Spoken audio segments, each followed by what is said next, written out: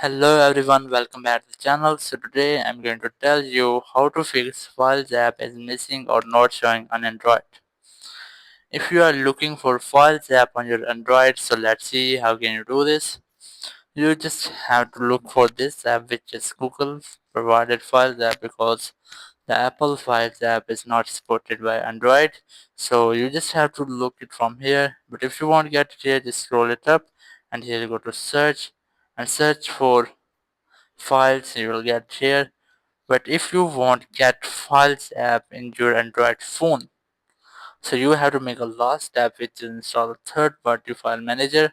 Just open Play Store app, go for search bar, and here you just have to search for files or file manager. Just search for it, and then lots of file managers will appear. You just have to install the one of them. So just tap on it, and then you can easily see the display of the app. You can see, but if you want to download it, so just select the next app and select then see the features of the app.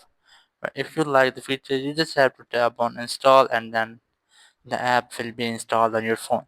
Thank you very much for watching the video. Until next video, bye bye.